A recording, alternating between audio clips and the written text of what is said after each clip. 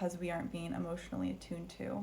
Instead of feeling hopeless about that reality, we change it into, how can I do something about this? What can I change about me? What can I fix in the other person? What can I do for them? What role can I play to change this? So what happens is these people become exhausted in relationships when they don't feel attuned to, instead of just leaning back into our own energy as a source of renewal, of security in our current relationships.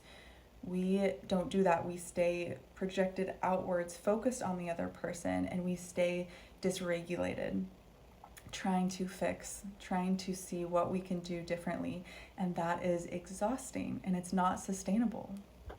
And if you've stuck with me this long so far, then you get another truth, which is that when anxious partners have been in this state for so long, their nervous system becomes unhappy about that. We don't like to feel in survival mode for too long.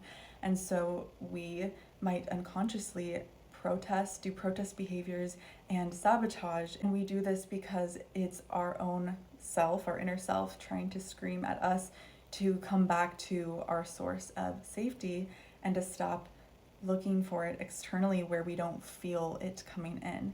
And here's the big truth, is that often when we do that as adults in relationships, as we can turn our energy back to ourselves and pull our focus back in instead of fixing, that is when things can become more balanced. That is often when we get to the place of actually being able to work through those need discrepancies with our partner. It is from that state in which we get the insights, we can see clearly and we can communicate clearly what we need and be heard from that state. The good news is this pattern can change. You can learn to meet yourself in the same safety that you have learned to create for others. This is the work that I do with anxious partners or with those with attachment wounds, and I've seen it done time and time again.